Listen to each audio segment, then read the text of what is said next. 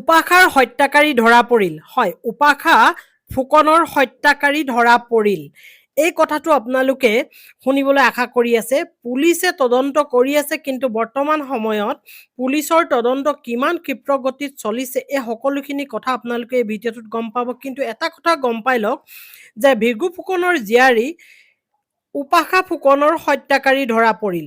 আৰু এই হত্যাকাৰী কোন এই ভিডিঅ'টোত আপোনালোকে খুব সোনকালে শুনিবলৈ পাব। কিন্তু আপোনালোকে তাৰ আগত জানি লওক যে উপাখা ফুকন হৈছে ভৃগু ফুকনৰ জীয়াৰী, আৰু ভৃগু ফুকন অগপৰ এজন প্ৰভাৱশালী নেতা আছিল। যিখিনি সময়ত অসম চুক্তি হৈছিল সেইখিনি সময়ৰ পৰা তেওঁ জাতি মাটি ভেটিৰ কাৰণে অসমৰ কাৰণে তেওঁ বহু কাম কৰি গৈছে। আৰু এটা সময়ত তেওঁ বিধানসভাত আছিল, আৰু সেইখিনি সময়ত দলীয় নেতাই হওক দলীয় কৰ্মীয়ে হওক তেখেতৰ ঘৰখন গিজগিজাই আছিল। আৰু বৰ্তমান সময়ত তেখেতৰ ঘৰটো নিমাওমাও অৱস্থাত। ভৃগু ফুকন ঢুকাই যোৱাৰ পিছত, তেওঁ নথকাৰ পিছত তেখেতৰ ঘৰখনৰ অৱস্থা দেখিলে সকলোৰে বেয়া লাগিব। কাৰণ যিজন মানুহে অসমৰ কাৰণে কৰি গ'ল, ৰাইজৰ কাৰণে কৰি গ'ল, তেখেতৰ যেতিয়া দায়িত্বভাৰ শেষ হ'ল, তেখেতৰ পাৱাৰ নাইকিয়া হ'ল, তেতিয়া কোনো তেখেতৰ ঘৰলৈ খবৰ কৰিবলৈ নহা হ'ল। নিমাওমাও এটা পৰিৱেশ। গতিকেহে কোৱা হৈছে যে এই যি দল আছিল, এই দলটোৱে ৰাজনৈতিক দলটোৱে হওক বা তেখেতৰ লগৰীয়াই হওক বা শুভাকাংক্ষী ব্যক্তিসকলেই হওক, উপাখাৰ ঘৰলৈ আহি কোনেও খবৰ নোলোৱা হ'ল। গতিকে তেওঁ এটা মানসিক অন্তদণ্ডত ভুগি থাকিবলগীয়া হৈছে। আৰু এই অন্তদণ্ডত ভুগি থকাৰ কাৰণেই তেওঁ ভুগি এটা মানসিক ৰোগত সৃষ্টি হ'ল, আৰু সেই মানসিক ৰোগটোৱে আজি উপাখাৰ মৃত্যু মাতি আনিলে।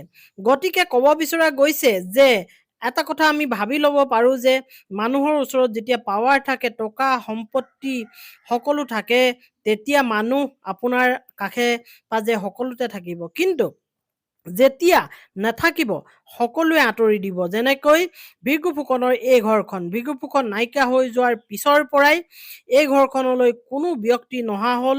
যিবোৰ ব্যক্তিয়ে দিনে ৰাতিয়ে গিজগিজাই আছিল, ভৃগু ফুকনৰ সোঁৱে বাওঁৱে আছিল, সেই ব্যক্তিবোৰে আজি এইখন ঘৰক পাহৰি গ'ল, যিখন ঘৰে অসমৰ কাৰণে দি গ'ল অসম চুক্তি বা তেখেতৰ যিখিনি কৰণীয় কাম কৰি গ'ল।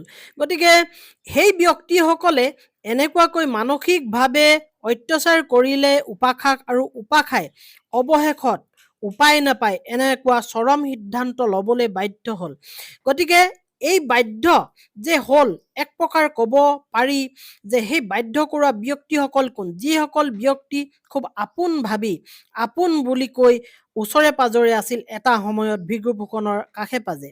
কিন্তু সেই ব্যক্তিসকলে নহাৰ কাৰণেই আজি উপাখা ফুকনৰ এনেধৰণে নিস্বাৰ্থভাৱে কাম কৰা এজনী ছোৱালীয়ে এনেকুৱা নিঃশংস এটা কাম কৰি দিবলগীয়া হ'ল। গতিকে সেই ব্যক্তিসকলক আমি হত্যাকাৰী বুলি ক'ব পাৰোঁ, যিসকল ব্যক্তিয়ে বিপদৰ সময়ত আহি বা পাৱাৰ নথকাৰ সময়ত আহি ঘৰখনক মাত এষাৰ নিদিলে বা কোনো এটা আঁত ধৰি নিদিলে যে ছোৱালীজনীয়ে আমুক কৰিলেহে ভাল হ'ব, তামুক কৰিলে ভাল হ'ব, এনেকুৱা ধৰণৰ কোনো কথাই ব্যক্ত নকৰিলে। আৰু ব্যক্ত নকৰাৰ ফলত আজি মানসিক অন্তদণ্ডত ভুগি উপাখাই এনে এটা নিকৃষ্ট কাম কৰিবলগীয়া হ'ল। গতিকে হত্যাকাৰী ধৰা পৰিল। সেইসকলেই হৈছে হত্যাকাৰী, যিসকলে পাৱাৰ থকাৰ সময়ত তেওঁবিলাকৰ গাৰ কাষে পাজে আছিল, কিন্তু পাৱাৰ নথকাৰ সময়ত পাহৰি গ'ল ভৃগু ফুকন কোন, উপাখা ফুকন কোন।